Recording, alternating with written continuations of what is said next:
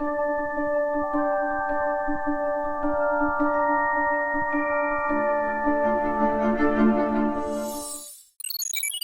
家好啊，歡迎嚟到今集從財經，我係林祖。咁原本今集咧就想同大家繼續講香港樓市嘅，但因為美國嗰邊咧爆發咗好嚴重嘅暴動啦，咁我覺得呢樣嘢好重要嘅，所以就講咗先。咁呢場暴動咧大概由6月6日開始啦，起因咧就係美國嘅移民部門咧，即係 ICE 咧，就喺洛杉磯咧展開咗咧呢個拘捕非法移民嘅行動嘅，咁啊引發咗民眾不滿，走上街頭啦，同啲軍人啊、警察啊就爆發咗激烈嘅衝突嘅，咁啊事件咧不斷咁升級，而家已經蔓延好多個城市啊，包括三藩市啊、紐約啊、芝加哥啊，咁啊洛杉磯咧甚至係要實施宵禁嘅。咁相信呢幾日大家都喺新聞咧睇到好多畫面，包括燒車啊、搶嘢啊、放催淚彈啊、橡膠子彈啊，咁仲有啲人咧喺天橋上面掟石去攻擊嗰啲警車嘅。咁啊，特朗普政府咧已經派咗咧海軍陸戰隊咧去洛杉磯平亂㗎啦。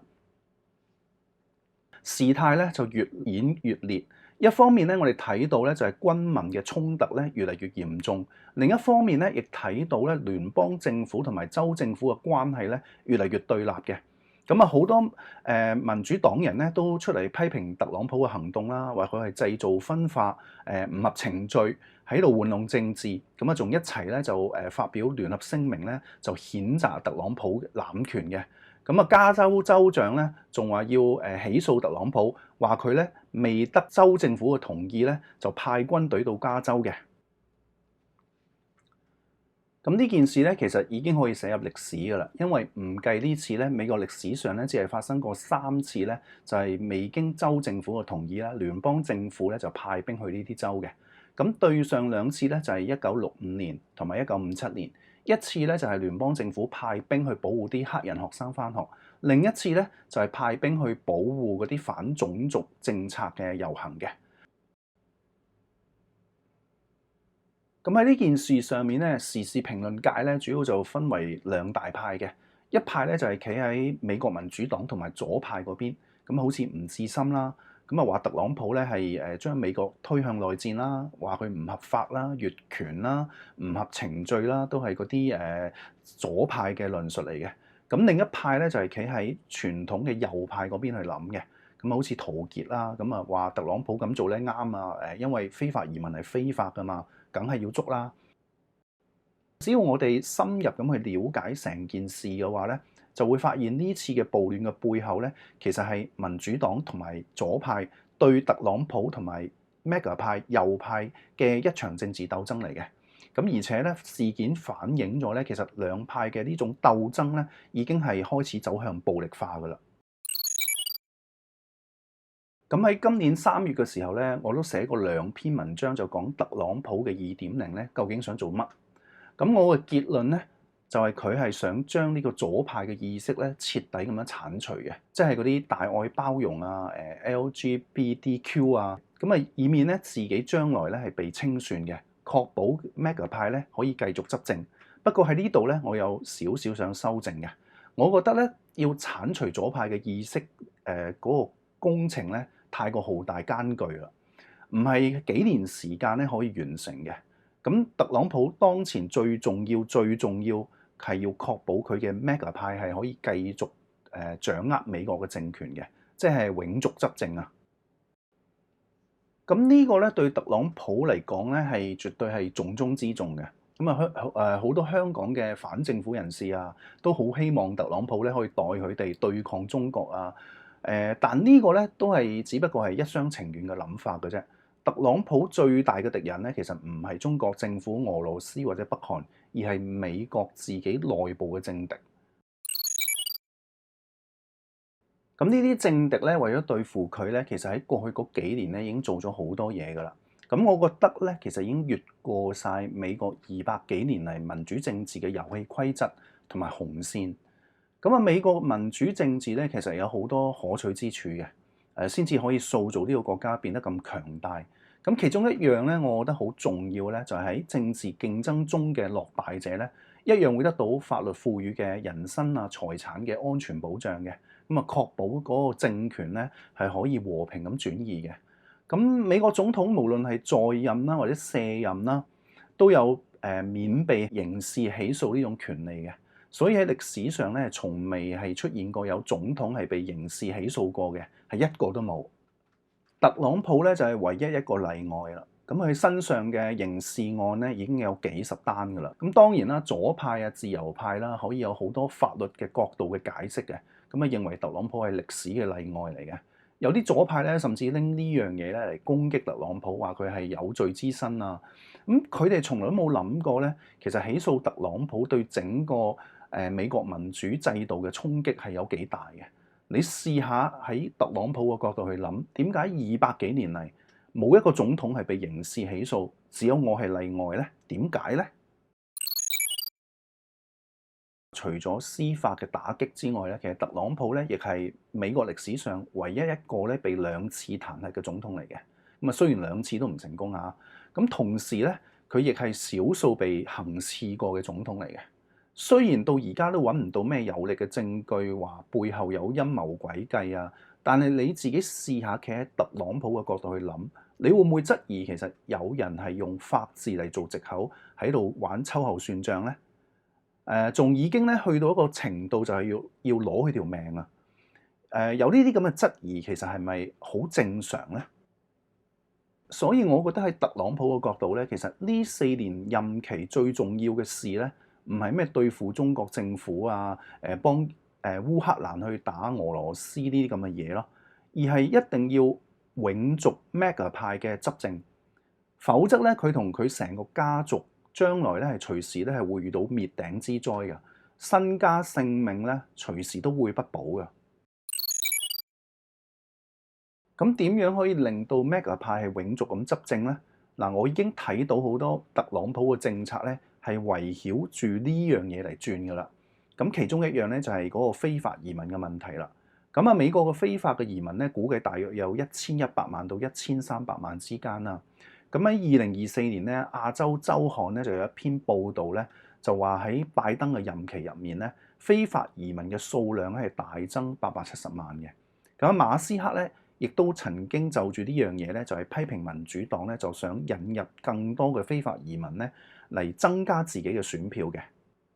咁啊，引入非法移民嘅同時咧，其實都睇到民主黨同埋左派咧，一直喺度推動緊咧非公民得到投票權嘅。其實即係令到啲非法移民咧都有方法去到投票嘅。咁啊，非公民只不過就係一個叫法嚟嘅啫，聽落咧就好似合法啲咁樣樣。咁喺一啲民主黨嘅州啦，都好積極咁去推動咧，有工作簽證嘅人，即係非公民咧，都可以得到投票權嘅。好似紐約州啦，就喺2021年嘅12月嘅市議會選舉入面咧，就推動呢樣嘢，咁啊令到咧有80萬人咧就因此而得到投票權嘅。咁簡單講啊，其實即係民主黨咧同埋呢個左派咧，對唔同嘅移民啦，無論係合法嘅定係唔合法嘅，佢都傾向於咧就係俾佢哋有投票權嘅。咁呢個咧係好順理成章嘅政策嚟嘅，因為咧左派一向都係鼓吹大愛包容啊、種族融和啊、世界公民啊。咁啊移民咧，如果能夠得到投票權嘅話咧，對佢哋嘅選情咧係非常之有利嘅。咁喺美國咧有好多推動呢啲投票權嘅組織啊，好似Everybody Votes 啦，仲有一個咧叫做美國公民自由聯盟啦，簡稱咧 ACLU 嘅，都係長期咁推動一啲非公民獲得投票權嘅。咁呢啲組織咧好多都係同民主黨有千絲萬縷嘅關係嘅，好多公開資料都睇到呢啲嘢嘅。咁特朗普同 MAGA 派咧之前都有好大力咁批評呢樣嘢噶啦，就話咧好多民主黨嘅州喺做選民登記嘅時候就中門大開啊，例如咧唔確認嗰個選民有冇美國嘅身份都照樣係俾佢投票嘅。所以特朗普喺今年嘅3月底咧就簽咗行政命令，就要求選民咧要證明自己係美國公民先至可以投票。咁當然啊引起咗好多民主黨同埋左派嘅批評啦。所以非法移民嘅問題咧，其實本質上咧係一場咧爭奪美國統治權嘅內鬥嚟嘅。我哋可以從呢幅圖可以睇到啦，咁啊，美國嘅非法移民嘅分佈咧，其實對美國嗰個政治嘅格局嘅好大影響嘅。咁啊，大部分嘅非法嘅移民咧，主要都集中喺咧民主黨同埋左派勢力當道嘅南州嘅，好似今次暴動發生嘅地點洛杉磯啦，仲有紐約州啦。只要你咧將呢幅圖咧同埋2024年嗰個總統大選嘅圖咧合併埋一齊睇咧，其實大部分咧嗰啲非法移民比較集中嘅地區咧，民主黨同埋呢個賀錦麗咧都係贏咗嘅。除咗兩個州例外，一個咧就係德州同埋佛羅里達州。呢兩個州咧其實非法移民都好多嘅，咁但係咧佢哋投票係投咗俾特朗普嘅。特朗普喺德州咧係大勝嘅，得到咧56.14嘅選票嘅。咁點解咧？因為呢兩個州咧都係好嚴格咁樣阻止非公民去投票嘅。好似德州咧喺2024年總統大選之前咧就取消咗超過100萬人嘅投票資格嘅。咁呢兩個州咧一向咧都係共和黨嘅票倉嚟嘅，係支持特朗普嘅基本盤嚟嘅。同時咧，亦都係受到咧非法移民嘅影響好大嘅州嚟嘅。咁德州同埋墨西哥接壤啦，主要咧就受到由陸路入境嘅非法移民影響嘅。咁喺2024年咧，當時仲係拜登主政嘅時候咧，德州政府咧就喺邊境嗰度咧就整咗好多鐵絲網咧去阻截嗰啲非法移民嘅，又調動咗咧呢個國民警衛軍咧去加強呢個邊境嘅巡邏嘅。咁啊，拜登咧同埋嗰個聯邦政府咧就派執法人員去拆咗鐵絲網，咁啊形成咗兩班人嘅對峙局面啊。咁當時特朗普咧就發出號召，就叫其他共和黨嘅州咧派呢個國民警衛軍咧去幫呢個德州政府嘅。咁啊，當時嘅拜登政府嘅行動咧，其實同今日特朗普對洛杉磯嘅非法移民嘅政策有咩分別啫？咁喺民主黨主政嘅年代，一樣都係會逼啲地方政府、州政府去接收非法移民嘅。咁如果特朗普派兵去洛杉磯拘捕呢個非法移民係有問題，咁民主黨派執法人員去阻止德州去阻截嗰啲非法移民，一樣都係有問題嘅，一樣都係聯邦政府侵犯咗地方政府嘅權力啊嘛。咁對非法移民呢一樣嘢，其實應該採取咩政策咧？咁有啲人就會話啦，交俾法院去判決啦，法院點判咪點咯。咁其實大家要明白啦，呢個咧唔單止係一個政治權力嘅爭奪啦，同時亦係本土利益同埋移民之間嘅一個利益衝突。嗱，如果左派右派喺美國嘅勢力係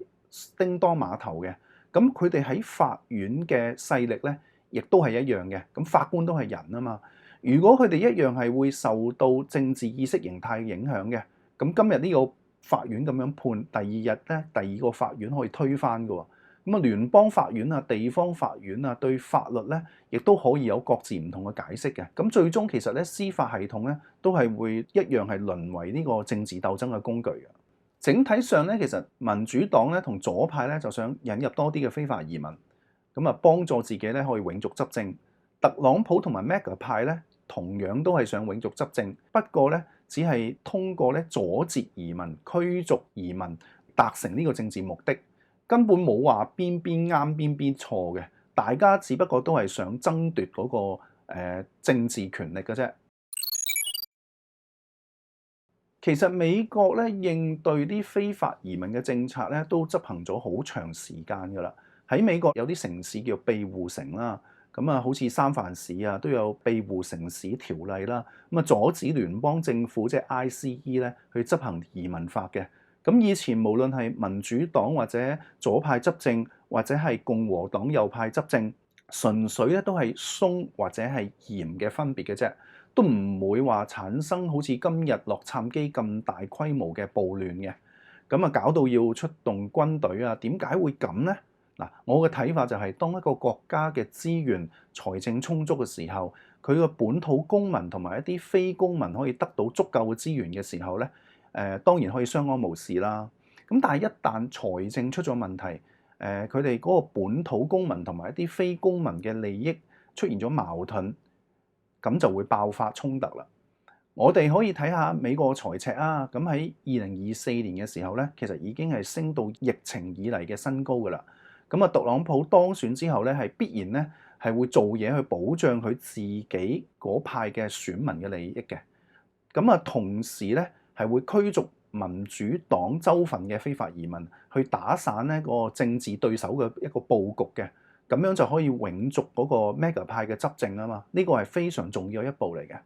咁啊，好多左派、自由派都會鬧特朗普係走向獨裁啊。但係喺我角度睇咧，只係美國一個政治嘅自然演變嚟嘅啫。因為左派一樣都係咁做啊嘛，左派一樣都係想永續執政啊嘛。跟住會點發展呢？嗱，我覺得特朗普咧係唔會讓步喺呢件事上面。因為呢次係關乎佢嘅身家、性命、財產，關乎到咧係成個美國右派、MAGA 派嘅政治生命嘅生死存亡一次鬥爭嚟嘅。我覺得咧佢可能已經有兩手準備㗎啦。嗱，如果暴亂係持續咁樣擴大、蔓延，甚至咧可能有執法人員啊或者軍人俾啲暴亂嘅分子係打傷啊、打死啊，可能佢就會打蛇隨棍上，宣布咧國家進入戰爭狀態，咁啊取消選舉，包括嚟緊嘅中期選舉，甚至係2028年嘅總統大選都有可能嘅。咁啊，好似而家烏克蘭都取消咗選舉啦。咁啊，歐美左派都經常話咁啊，打緊仗唔適合選舉啊。所以你見到目前為止啦，其實民主黨都係叫啲抗議人士咧要保持和平啊，亦都冇話走出嚟咧就叫啲支持者去搞武力嘅抗爭啊。佢哋都知道咁樣咧，其實咧係會面臨好大嘅風險嘅，隨時咧可能俾特朗普嚟一個將計就計，咁啊取消選舉。咁啊，大家都見到特朗普派去嘅，無論係海軍陸戰隊啊，或者係國民警衛軍啊，其實人數都唔係好多嘅，夾埋都唔夠3000人。咁你可以對比一下2019年香港發生嗰場政治風波啊，咁啊香港政府出動嘅警察嘅人數咧，已經係多過佢噶啦。咁我覺得咧唔排除有一個可能嘅，就係特朗普咧根本就係想個局面咧係失控嘅。咁最好你搞大佢。咁我就可以順理成章咁樣取消個選舉，咁就可以永續 MAGA 派嗰個執政。咁啊，如果暴亂慢慢咁平息咧，嗱，我覺得其實特朗普一樣都係贏嘅，因為佢可以繼續推行佢嗰個驅逐非法移民嘅政策啊嘛。大量嘅非法嘅移民咧就會被驅逐出境，咁啊民主黨想擴大嗰個選舉權嘅計劃咧就會受到好大嘅影響啦。同時咧亦都一石二鳥。當世界各地嘅人見到美國嗰種暴動嘅畫面咧，見到啲警察啊、軍人啊點樣用暴力去對待嗰啲示威者啊、抗議人士啊，其實仲有邊個敢去美國呢？咁樣嘅話咧，其實對嚟緊個中期選舉同埋嗰個美國總統嘅選舉咧，MAGA 派咧都係非常有利嘅。嗱，我相信未來咧美國嗰個局勢咧係會持續動盪嘅，為咗永續執政。特朗普係一定會繼續出招嘅。美國行到呢一步咧，其實代表咗嗰個內部嘅政治鬥爭咧，已經係尖銳化到咧冇辦法通過和平嘅選舉制度去解決㗎啦。已經發展到咧係要用一啲陰謀詭計啊，甚至係暴力啊。咁啊，歷史上咧好多大型嘅帝國嘅瓦解咧，其實都唔係因為外敵嘅入侵或者侵略嘅。通常都係自己內部嘅解體，好似羅馬帝國啊，同埋中國嘅唐朝。我哋即將要面對咧，就係一個美國霸權瓦解嘅時代啊！咁有機會咧，就再同大家講多啲。今集咧就講住咁多先。